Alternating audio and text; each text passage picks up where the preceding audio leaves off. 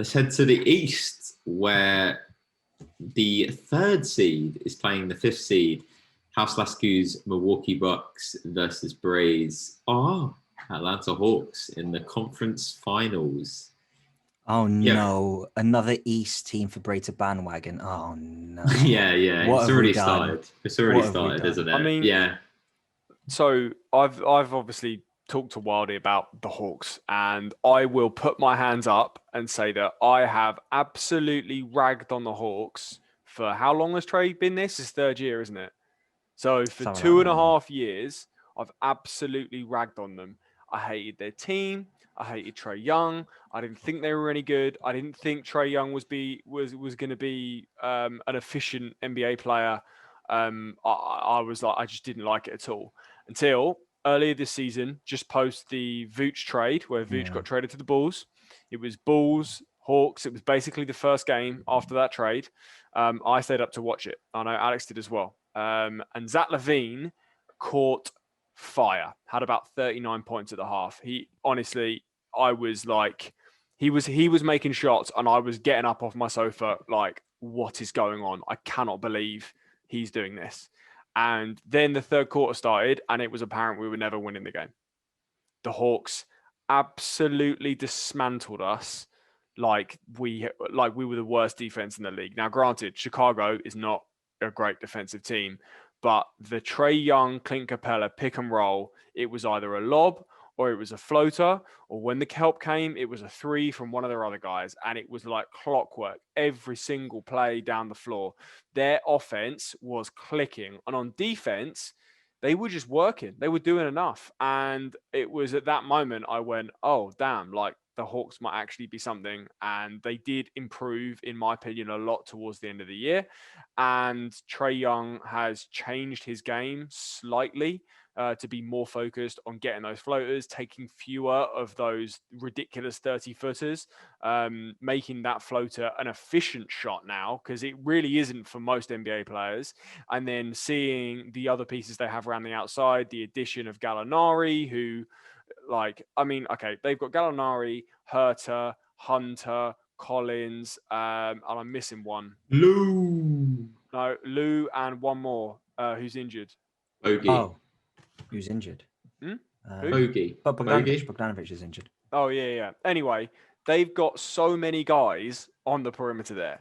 Like, it really doesn't matter if one of them's having a down night. I forgot about this guy. You said him. I said he said Rick Astley. Good. Rick Astley, I love it. But anyway, my point is they have so many guys on the perimeter. You saw it in Game 7.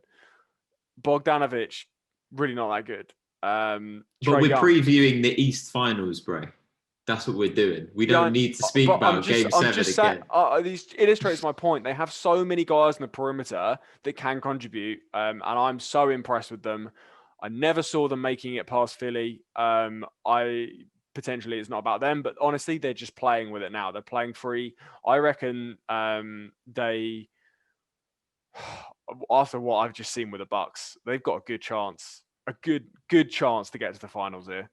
And that is completely fair because me and Alex wasn't talking, Alex was there watching. I was saying to Joel, I still don't feel confident in the Bucks. Like, I watched most of the games against the Nets and it wasn't like they were convincing. I didn't feel, but Joel kept on using the argument, well, it's the big boy Nets. Like, well, I was like, no, like it wasn't convincing in any way. It was a toenail from being eliminated. But then even you go back further in the series, I think at times the Nets let the Bucks off the hook.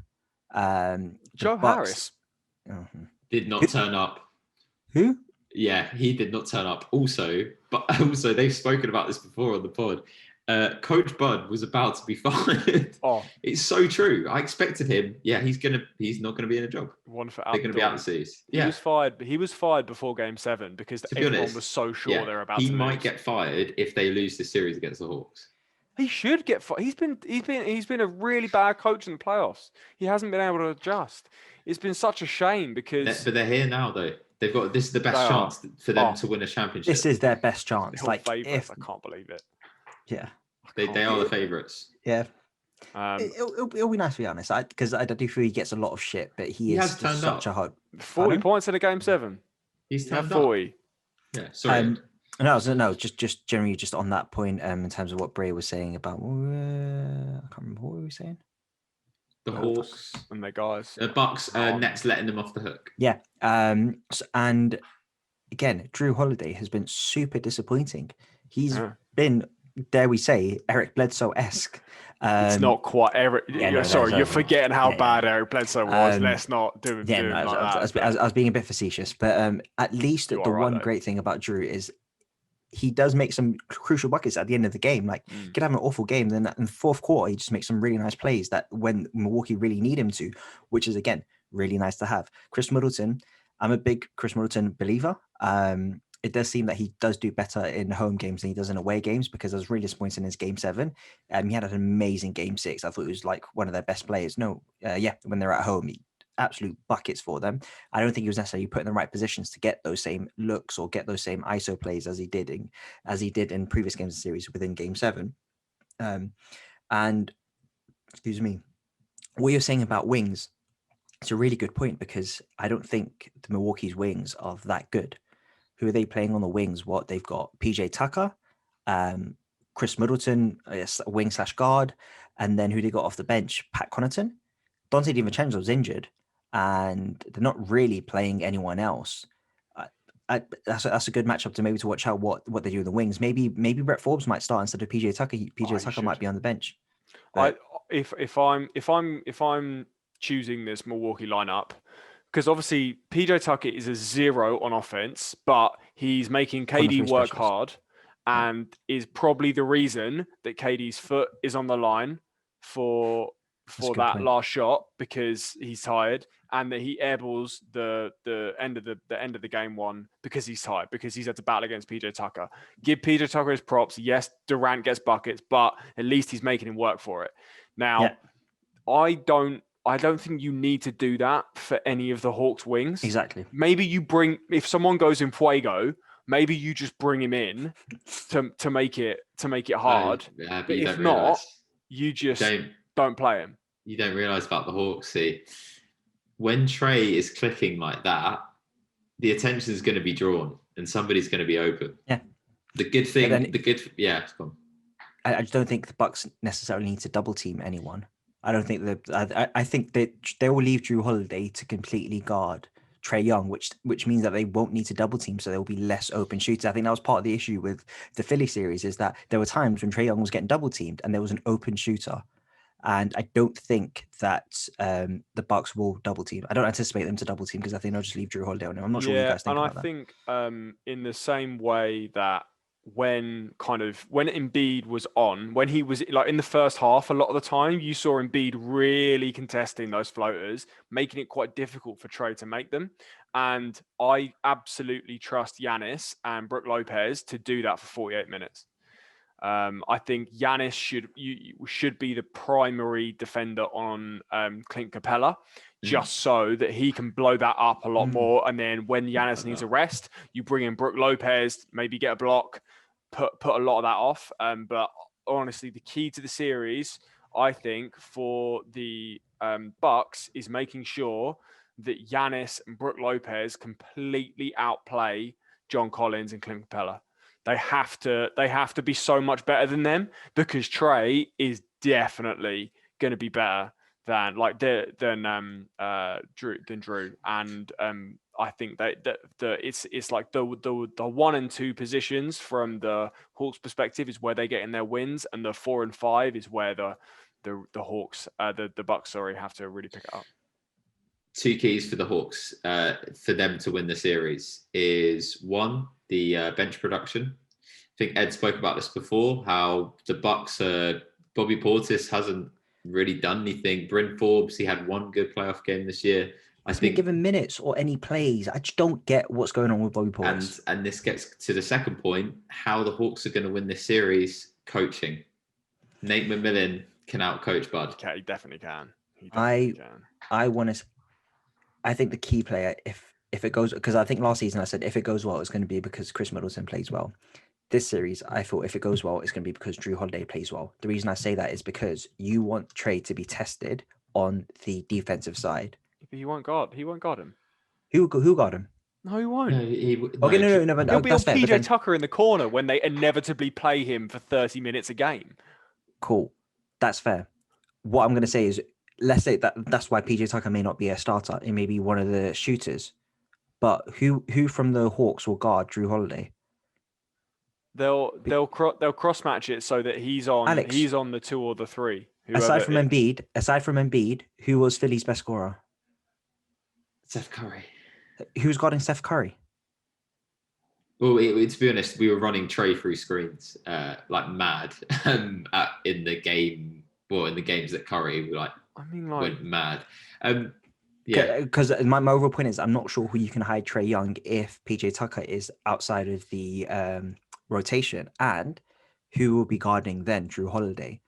And if we can get some Drew Holiday post-ups on one of their smaller guards or one of their wings who can't defend, I'd like to see how that turns out. Even Chris Middleton but I feel like they'll probably put Bogey Herter on him. Like John Collins can defend. Will probably split his time between Giannis and Middleton. I just want to see who they put on Trae Young and hopefully utilize that matchup just so he has to work on the defensive end. And if he does work on the defensive end, hopefully his offensive production won't be as good as it is because there's going to be a lot of energy taken. I do agree with you, but I don't think the Milwaukee Bucks are deep enough to hunt Trae Young. In the same way that we saw, because of the injuries, they like the Nets couldn't really hunt anyone on the Bucks, like because the Bucks have got poorer defenders. They're made up for the fact that Giannis and Brook are so good, but because they didn't have any other options beside KD, they couldn't hunt anyone. Like it's the same kind of like that's what player basketball is hunting people. And when I think if let's say the Hawks made it to the finals, the Clippers and the Suns would hunt the hell out of him. They would make his life so difficult. I don't think the Bucks have the personnel to do it. If your lineup is Brook, Giannis, Brook Lopez used to be the best post player in the NBA. He used to have the best post moves when he was in Brooklyn. He just used to get buckets for them, and now he just completely changed the game. But I still do believe he can take. Trae Young's obviously not going to guard him. Trae Young's not going to guard Giannis. Trae Young is not going to guard Drew Holiday because that's a bad matchup. Trae Young's not going to guard Chris Middleton. Who's that fourth player? If it is someone who can at least run around and make it work and has to follow him through screens, cool. That's why I think it has to be Drew Holiday that's guarding him. I think it's probably Bryn Forbes. It's probably Bryn Forbes when he's out there. And at which point, if you're the Hawks and you're going, okay, so they've got Chris Middleton and then they've got Giannis and they've got Brook Lopez who can get some buckets, and Drew Holiday has not been playing well, but he's no slouch. I think you go, yeah, sure, Bryn Forbes beat us because we've got Trae Young. And he's going to torch Bryn Forbes. We'll see. I'm super interested in how game one goes. I'll be super interested to see the matchups they bring out. It's a fascinating series, and I'm looking forward to it. The Hawks definitely have a chance, and I think it would be nice if the Bucks kind of didn't completely choke. I don't want to watch them fail. But let's go on to predictions. Bucks in 6. I think Hawks in 6. Just based on, I think the confidence will be shaken a bit in the same way you saw Philly fall apart against them. I don't think they will be super confident coming out of the series with the Nets. If they let the door open. Hawks in 6, baby. Come on, Trae Young for the chip. Come on, Trae. Oh, now you're an Atlanta fan as well. Now you're an OU fan all of a sudden. Man. I've got to cheer on someone, but I will say this. If the Bucks lose, it's bigger choke than Philly. There you go. Yeah, we'll see. Okay. Depends in what fashion they lose. It is. It's conference finals, man. Who was the number 1 seed again? Alex, if it makes you just give it to me. If it makes you feel better, if it helps you sleep at night, cool, that's fine. You do you, boo. You do you. Well, you're gonna be out here like let's trade Simmons for Middleton. Is that what you're out here trying to say? Oh, bro, we haven't got that on the table anymore. We don't have that type of leverage, but yeah. Okay, cool. Bray, we were just saying earlier on, Philly. Would Orlando take Ben Simmons for Markelle Fultz swap? That's absolutely ridiculous. That is, yeah. Exactly. Orlando would never take that. That's the correct answer. Sorry, Alex, you were saying. Listen, Ed, be careful because your draft lotteries tonight. You focus on what you need to do. My alarm is set and ready. The Bulls Chicago, are feeling lucky. I'm please no seeing top top fours. four. I'm Please seeing no top top fours. four. Please no. I don't mind if you get top 4 if we get first or like second, as long as. But please no top 4s. Please. We're gonna find out. Maybe we do a reaction to the draft lottery. That'd be quite funny. All right, cool. Thank you guys, Mr. Salt Bray and House Lasku. Good luck in both of your series. I mean, I don't really care because I was first person knocked out. So they're taking the L's left and right here. But yeah, from the sixth man, myself and everybody else in the room is over and out. See you.